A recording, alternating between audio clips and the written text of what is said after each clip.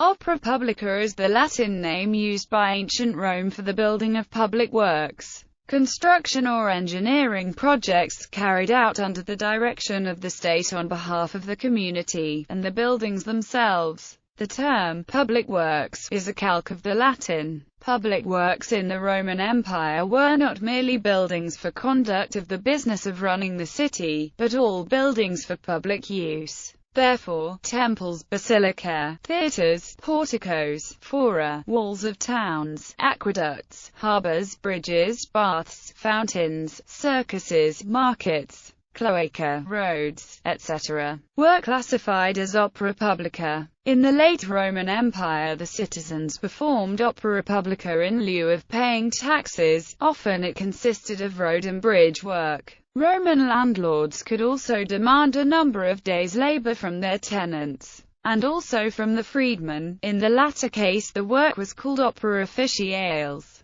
Public works were an important department, and the Roman censors were entrusted with the expenditure of this department's public money, though the actual payments were no doubt made by the quaestors. The censors had the general superintendence of all the public buildings and works, and to meet the expenses connected with this part of their duties, the Senate voted them a certain sum of money or certain revenues, to which they were restricted, but which they might at the same time employ according to their discretion. They had to see that the temples and all other public buildings were in a good state of repair, that no public places were encroached upon by the occupation of private persons, and that the aqueduct, roads, drains, etc., were properly attended to. The repairs of the public works and the keeping of them in proper condition were let out by the censors by public auction to the lowest bidder, just as the vectigalia were let out to the highest bidder.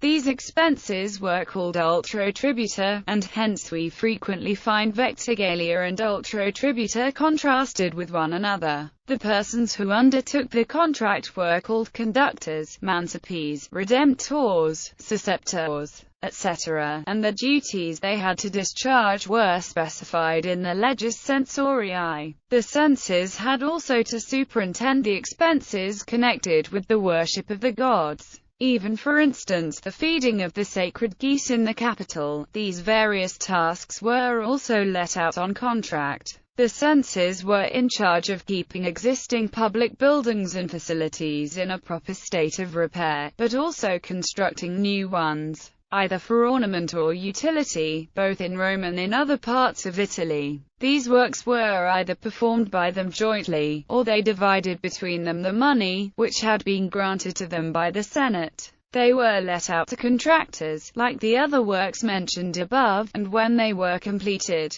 the censors had to see that the work was performed in accordance with the contract. This was called opus probare or in acceptum refera. The aedile had likewise a superintendence over the public buildings, and it is not easy to define with accuracy the respective duties of the censors and aedile, but it may be remarked in general that the superintendence of the aedile had more of a police character, while that of the censors were more financial in subject matter. Cicero divided the functions of the aedile under three heads: care of provisions, care of the games and public works, which he called care of the city. He notes responsibilities, including the repair and preservation of temples, sewers and aqueducts, street cleansing and paving, regulations regarding traffic, dangerous animals and dilapidated buildings, precautions against fire, superintendence of baths and taverns, enforcement of sumptuary laws,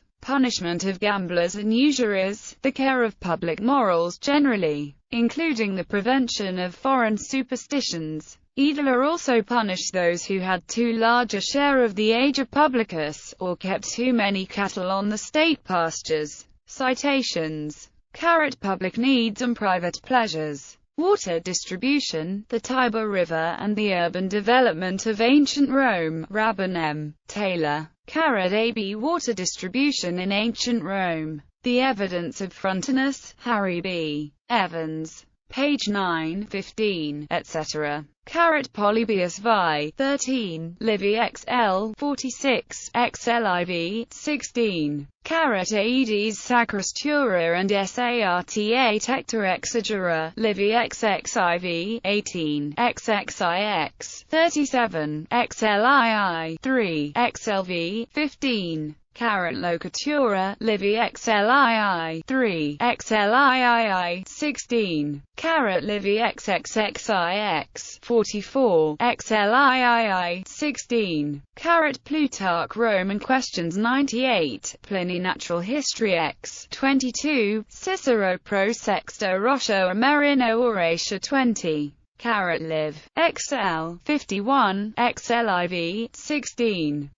Cicero in Vermi 57, Livy IV 22, XLV 15. Lex Putial P 73, Spang. One or more of the preceding sentences incorporates text from a publication now in the public domain. Chisholm, Hugh, ed. Edel. Encyclopaedia Britannica 1. Cambridge University Press. p. 244. This cites Schubert, De Romanorum Edilibus Hoffmann, Der Edilibus Romanis Gol, Der Edilibus Subsidiarum Imperia Labitute, Les Edilere Moas Marquardt Mommsen, Handbuch der Römischen Altertümer, E. Solter, Die Ursprüngliche Bedeutung und Kompetenz der Edile Plebis.